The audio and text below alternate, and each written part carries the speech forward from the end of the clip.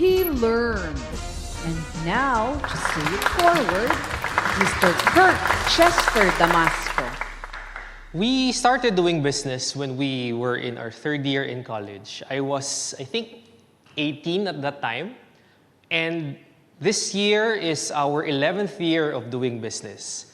We've realized we've learned many things, but one of our biggest learning is that the most important part or aspect of the business is the people.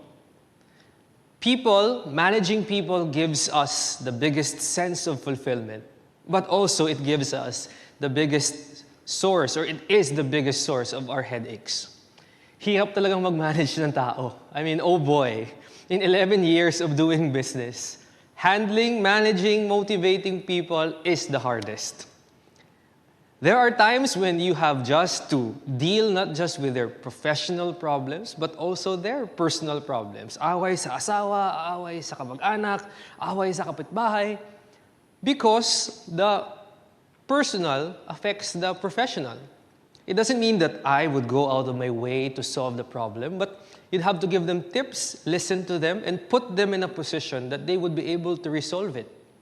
Sometimes the conflict is internal, between and among our people, and you have to mediate because the goal is much more important than the politics. Politics of the office, whatever it is that they're undergoing, should be used in such a way that the goal, the main goal, will still be accomplished. Now, I'll tell you a story of one of our employees and how much headache she has cost me. Before that, in those times, in the times that they actually fight, it dawns on me and in my business partner, and we'd have talks na parang, ba't ba natin problema? Mas matanda pa yung mga tao natin kaysa sa atin.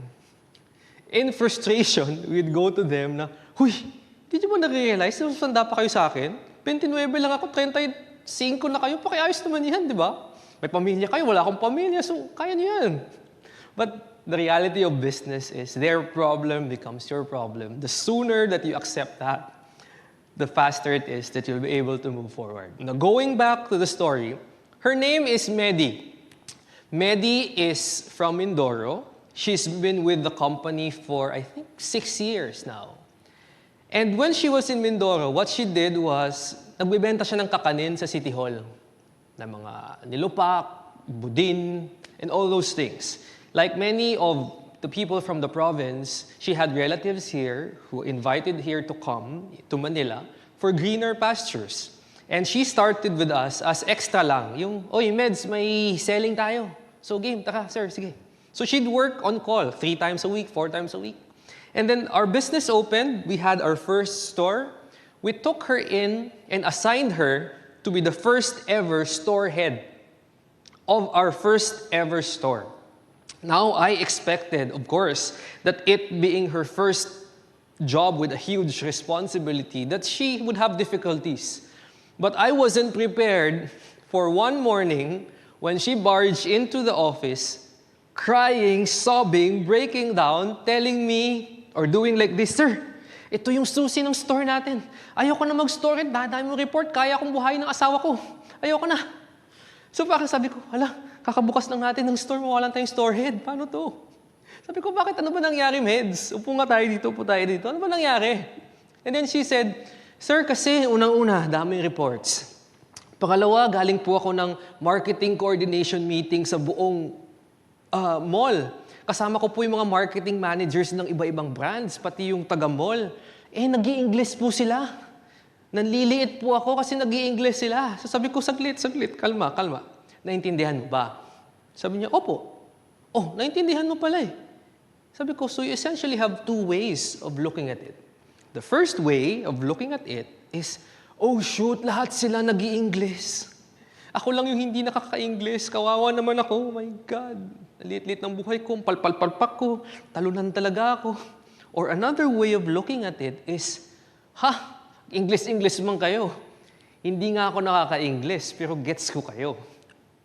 Galing akong probinsya, nagbebenta akong kakanin. Niloloko po nga ako nila, sir, na nagbebenta akong marmol at tamaraw kasi galing akong Mindoro, pero I'm here. I understand you. So, you have 2 ways of looking at it. And what your response be to these two things would greatly influence how you live your life moving forward. So thank God na himasmasan naman. Right now, she's handling 5 stores. She's an area specialist, meaning handling several stores. She has other responsibilities also. Pero minsan, matigas pa rin yung ulo. I mean, old habits die hard. Pero buhay ang Panginoon, so kaya ni Lord yan. So, Medi is working in the company and she's thriving, I'd like to believe.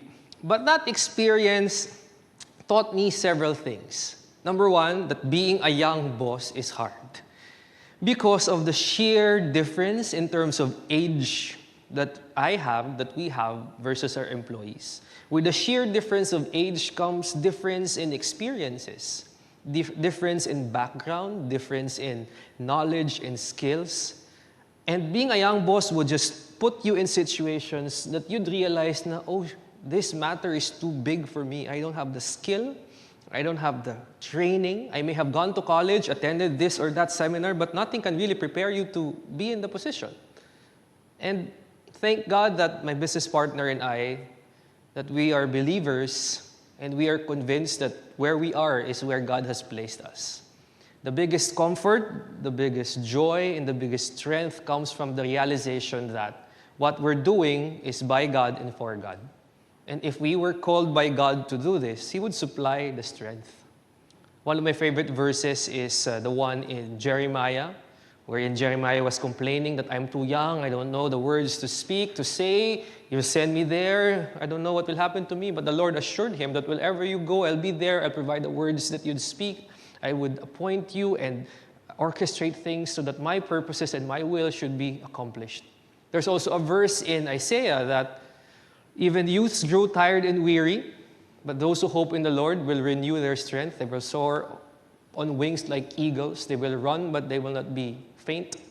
And that's a deep assurance that, yes, there's so much technical skills that we still lack, even we know a good measure of it.